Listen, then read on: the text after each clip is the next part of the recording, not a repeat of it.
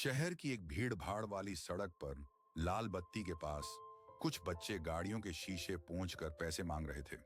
उन्हीं में एक औरत भी थी। फटे पुराने कपड़े, अस्त व्यस्त बाल, आंखों में मायूसी।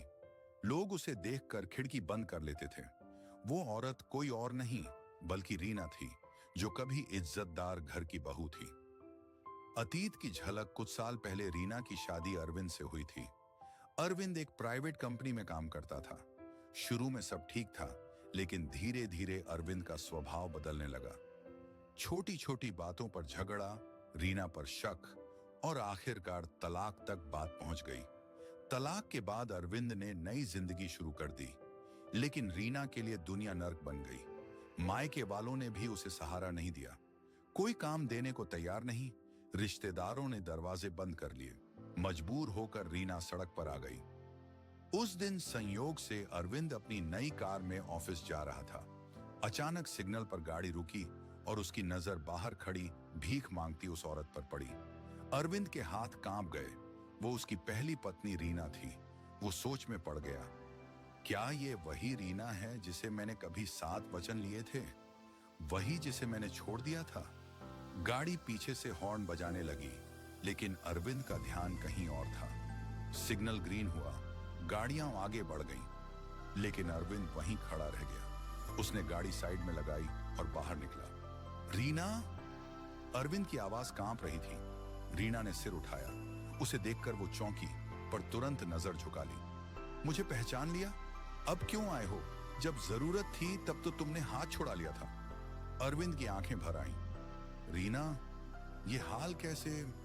रीना कड़वाहट से हंसी। जिसे छोड़ दिया जाता है उसका हाल ऐसा ही होता है। समाज तलाकशुदा औरत को अपनाता नहीं, सब तिरस्कार करते हैं। मजबूरी में भीख मांगनी पड़ रही है। अरविंद के दिल पर जैसे किसी ने हथौड़ा मार दिया हो।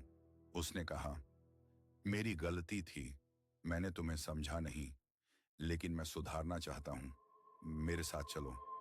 रीना ने आंसू पोंछे और बोली, नहीं अरविंद, अब देर हो चुकी है। तुमने मेरी इज्जत छीनी थी, अब दया दिखाकर मुझे वापस नहीं खरीद सकते। अरविंद गिड़गिड़ाने लगा, रीना, मैं सच में बदल गया हूं। तुम्हें सहारा देना चाहता हूं, सिर्फ एक औरत नहीं, इंसान समझकर। वहीं खड़े कुछ लोग तमाशा देख रहे थे। एक बुजुर्ग औरत पास आकर बोली, बेटी, इसे माफ कर दे। गलती मानने वाला इंसान कम ही मिलता है। भगवान भी उन्हें माफ कर देता है जो सच में पश्चाताप करते हैं। रीना का दिल डोल गया। उसे याद आया कि कभी अरविंद कितना अच्छा इंसान था। गुस्से और गलतफहमियों ने ही दूरी बढ़ाई थी। कुछ पल चुप रहने के बाद रीना बोली, ठीक है अरविंद, मैं तुम्हारे साथ चलती हूँ, लेकिन इस बार पत्नी बनकर नहीं, बल्कि अपने पैरों पर खड़ा होने के लिए। अगर तुम सच में मदद करना चाहते हो तो मुझे काम दिलाओ, पढ़ाई का मौका दो। भीख मांगकर नहीं, मेहनत से जीना चाहती हूँ। अरविंद ने हाथ जोड़कर कहा, मैं वादा करता हूँ इस बार तुम्हें कभी अकेला नहीं छोड़ूंगा। उस दिन के बाद अरविंद ने रीना को एक एनजीओ से जोड़ दिया, जहां महिलाओं को काम और प्रशिक्षण दिया जाता था। धीरे धीरे रीना ने सिलाई बुनाई और कुकिंग का काम सीखा।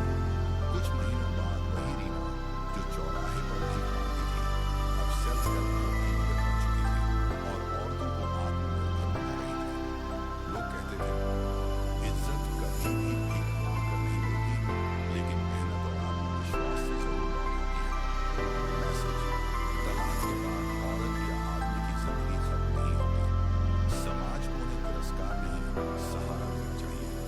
औरत अगर ठान ले तो अपने पैरों पर खड़ी होकर फिर से इज्जत और पहचान पा सकती है।